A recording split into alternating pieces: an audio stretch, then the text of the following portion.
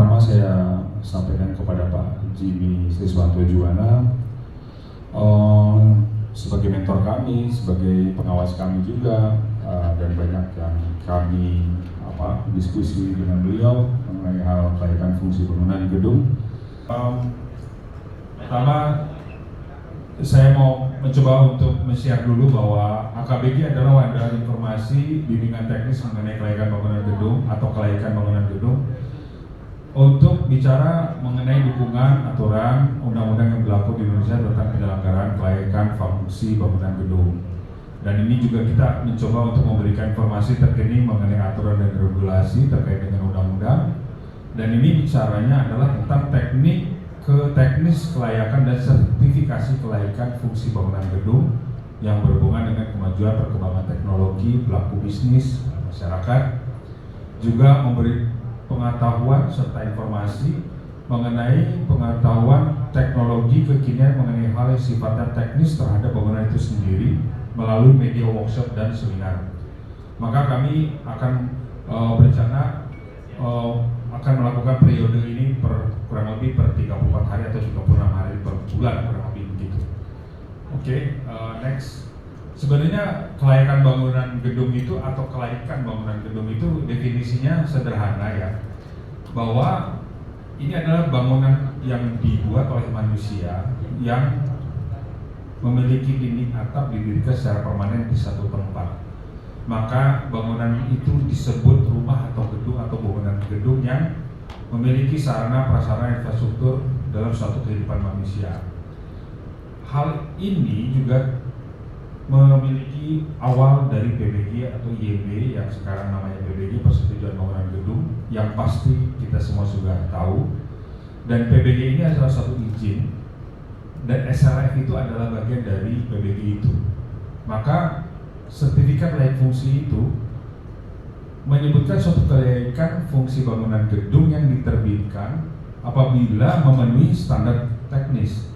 Jadi simpelnya bangunan punya syarat teknis arsitektur, sipil, mekanikal, elektrikal, landscape sama K3 tidak memenuhi syarat tidak akan keluar SLF. Begitu. Walaupun kita punya rekomendasi. Namun beberapa kondisi di kota besar, terutama DKI Jakarta itu bicaranya kalau syaratnya nggak lengkap udah nggak keluar gitu. Beberapa tempat bisa ada yang keluar. Misalnya contohnya damkar. Damkar itu kalau akses masuk keluar masuknya tidak aman, ya kalau nggak ada ya nggak bisa gitu, karena tidak menjamin kelayakan dan keamanan manusia itu sendiri gitu. Nah, pengalaman dari riwayat kami seperti itu. Mengenai definisi dan dasar dari kelaikan bangunan itu, mungkin saya nggak terlalu cerita panjang lebar ya mengenai dasar, karena saya rasa insya Allah semua udah pada tahu mengenai PP nomor 36 2005 pasal 16 ayat 1. Kemudian dalam satu konsultan yang menyebutkan kelaikan fungsi bangunan gedung itu dia perlu daftar simak laporan dan saran. Nah, ini yang kita pertanyakan tuh fungsinya untuk apa sih SLF gitu. Sebenarnya SLF itu hanya berbicara memastikan bangunan itu aman dan memenuhi standar keselamatan, kenyamanan, kesehatan, kemudahan bagi penggunanya. Namun fungsinya ini pentingnya jadi mendata keberadaan fisik bangunan itu sendiri gitu. Sehingga pemerintah mengeluarkan ini harus diperiksa dulu gitu, harus diuji dulu. Dan SLF ini berlaku secara periodik per 5 tahun, kecuali untuk bangunan rumah tinggal 20 tahun. Semua bangunan gedung yang memiliki syarat teknis maka pengajuannya melalui SIMBG atau Sistem Informasi Manajemen Bangunan Gedung. Nah, sistem informasi manajemen bangunan gedung berbasis web ini punya proses penyelenggaraan juga untuk pengajuan PBG atau Persetujuan Bangunan Gedung, SLF, SBK, BG, RTP dan lain-lainnya untuk penyelenggaraan terkait bangunan gedung. Ini dasar hukumnya ya. Kalau dasar hukumnya dulu bangunan tidak punya sertifikat lain fungsi, ada pembukuan badan usaha. Kalau sekarang terakhir itu di Perpu 2022, terutama di Undang-Undang Nomor 11 2020, bangunan gedung tidak memiliki SLF itu dipidana. Nggak cuma sekedar uang, tapi pidana. Nah, maka panjang ceritanya bahwa penyelenggaraan bangunan gedung yang paling utama di sini, bahwa yang merancang seorang arsiteknya, apakah strukturnya memadai, apakah strukturnya dihitung dulu, apakah daerahnya itu rawan gempa, apakah sudah dihitung RT/RW dan kesesuaian ruangnya, kemudian apakah sesuai dengan ketentuan tata ruang kotanya itu sendiri, pengaruhnya limbahnya, kemudian apakah mengganggu lingkungan, merusak lingkungan, GSB, ketinggian dan segala macam. Itu arsitek sebenarnya yang paling inti ketika mendapatkan suatu proyek dia bangunan tinggi atau high-rise building. Pertanyaannya banyak, apakah dia memperhitungkan fasad? Karena fasad itu kalau dulu kita lihat ada struktur bangunan ditempel sama hollow atau apapun, dipasang kaca. Nah, kaca ini berapa sih kekuatannya gitu? Berapa bebannya? Terus apakah kaca itu bisa menjamin hawa udara itu flow-nya keluar masuk dengan baik atau maksimal? Kemudian apakah bahan material yang dipilih memiliki dan mengeluarkan kalori tinggi? Artinya bangunan hijau itu dia ini sebenarnya bangunannya itu apakah nilai overall thermal value-nya tuh sesuai dengan ketentuan DKI misalnya. Kemudian untuk envelope dari bangunan itu sendiri apakah dia sesuai. Nah, ini sebenarnya hal-hal seperti ini ketika seorang arsitek mendapatkan proyek, dia nggak bisa melihat itu fasad itu keren dulu, tapi dia harus tahu bahwa bermusyawarah lah dengan struktur sipil, apakah bangunan ini sesuai dari bebannya, tanahnya, fasadnya, kurang lebih seperti itu. Itu dasar hukum. Ini tadi saya cerita sedikit soal dasar hukum. Kemudian yang dimaksud untuk syarat teknis itu apa? Syarat teknis itu yang diminta itu adalah dari SIMBG. Saat kita melakukan upload ke SIMBG, maka yang paling pertama adalah dokumen dari kepemilikan tanah atau dokumen administrasi dari badan usaha itu sendiri. Misalnya tanah itu berdiri di atas nama orang lain, harus ada perjanjiannya, pembuktiannya, kemudian dokumen kepemilikan bangunan gedung, izin usaha, ada kelengkapan pelaksanaan teknisnya itu pelaksana pembangunan. Si kontraktor dulu pakai MK enggak atau pakai pengawas enggak, ada nggak histori itu pada saat penyelenggaraan bangunan? Karena SLF itu sebenarnya bicaranya di awalnya adalah penyelenggaraan bangunannya dulu. Kemudian setelah itu ada maintenance atau perawatannya. Nah, perawatannya juga berarti ada histori gitu, mekanikal, elektrikal, landscape dan lain-lain. Lanjut ke syarat teknis. Untuk arsitektur pasti secara umum gambar yang penting ya. Gambar itu sudah terklarifikasi mengenai BBG, pengesahan site plan. Site plan itu bicaranya berarti sesuai dengan KKRK misalnya, kemudian sesuai dengan RDTR, RT/RW. Ada gambar arsitektur as-built drawing ya, bukan redraw atau as-built drawing. Kemudian ada standar penggunaan material bangunan hijau itu sendiri untuk memastikan bahwa ini panas atau tidak. Ada laporan pengawasan, ada hasil pemeriksaan nilai ambang batas, udara, kebisingan. Kalau dalam arsitektur tuh mungkin sederhananya rumah tinggal itu flow udaranya keluar masuk, panasnya masuk nggak, berapa persen pembukaan untuk jendela dan pintu, misal seperti itu. Kemudian dalam sipil juga pasti bicaranya di gambar, analisa struktur, pembebanan gitu. Kemudian ada pemodelan struktur sesuai dengan SNI, ada pengujian strukturnya juga. Nah, ini juga mekanikal, termasuk gambar juga, sertifikasi, izin angkat angkut, vendornya apakah dia memaintain. Kemudian ada gambar mekanikal, damkar salah satunya, sertifikasi atau instalasi hidran atau piping atau pipa fire hydrant, berapa bar dia bisa keluar sesuai dengan standarnya. Kemudian dalam electrical pun demikian pula, sama ada gambar, ada NIDI, ada IUP TJL, gambar perencanaan PJU, izin genset, SLO, izin penangkal pentil, dan standar instalasi konstruksi untuk tegangan rendah TR atau TM, tegangan menengah.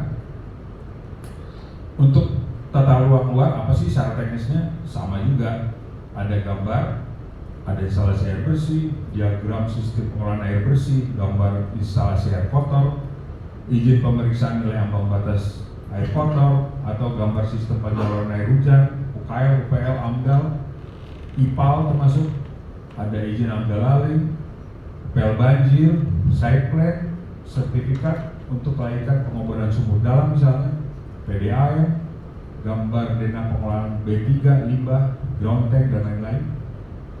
Kemudian dalam K3, sebenarnya yang penting sekali gitu adalah bicara mengenai kelaikan K3 itu, mengenai pelaksanaan kesehatan keselamatan kerja, organisasi K3, izin APAR, apakah rasionya sesuai, kemudian izin damkar, manuvernya, denah, titik penempatan APAR, hasil pengujian damkar, apakah pernah dicek, pernah disemprot apa enggak gitu.